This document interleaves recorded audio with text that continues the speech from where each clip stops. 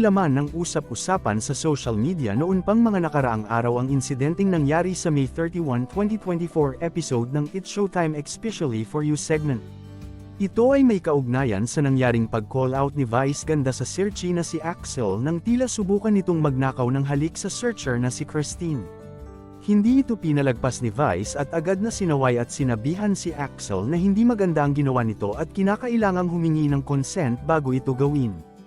Agad namang nakaagaw ng atensyon sa social media ang nasabing episode ng programa at tinawag ang pansin ng komedyante dahil marami na ang bumabatikos kay Axel dahil sa nangyari. Naglabas rin ng pahayag sa TikTok si Christine at ipinaliwanag na hindi naman daw siya na-offend sa ginawa ng searchy. Sa X, nagsorry si Vice, matapos malaman ang paliwanag ni Christine. "Sorry na, mali ang reaction ko. Ang dating kasi sakin, at sa ibang anden, ina-off si girl, na sinunggaban siya ng halik, and I thought na she felt violated. Since hindi naman pala, I will apologize to the guy," sabi ni Vice. Binabawi ko yung tweet ko na I will say an apology because I do not need to apologize for what I did.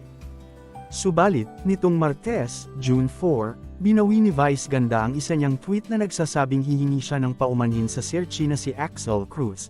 Ayon sa TV host comedian, "Binabawi ko yung tweet ko na I will say an apology because I do not need to apologize for what I did.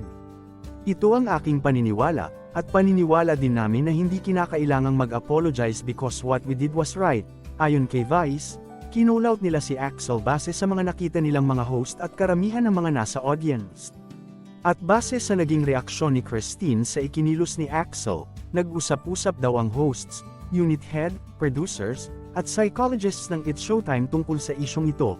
Nakausap din daw nilang muli sina Christine at Axel. May dahilan daw si Christine kung bakit sinabi nito sa kanyang TikTok video na hindi siya na-off, pero hindi na raw nila ito ibabahagi. Saad ni Vice, "Nirerespeto namin ang dahilan ni Christine kung bakit sinabi niya yun, na hindi siya na-off when, in reality, na-off talaga siya." Sa kabilang banda, hiniling ni Vice sa publiko na itigil na ang pambabash kina Christine at Axel dahil sa isyong ito. Bago ito, ipinaliwanag ni Axel na ang sinubukan niyang gawin ay ang bro code handshake. Nitong Miyerkules, kumalat naman sa social media ang video ni Christine na kung saan iyak ito ng iyak. Ayon sa uploader na si J.Lo Bernabe, na kapatid ng ex-boyfriend ng Especially For You searchy na si Christine, ang video ay kuha ng kapatid ni Christine. Mapapanood sa video na umiiyak si Christine, habang may kausap sa telepono at sambit ang mga katagang, "Lalo niyo silang binigyan ng dahilan para maibash ako, pinagmukha niyo akong sinungaling. Paano na po ako?" Nakakaawa si Christine, totoo talaga yung sinabi niyang statement, "Grabe kayo Showtime."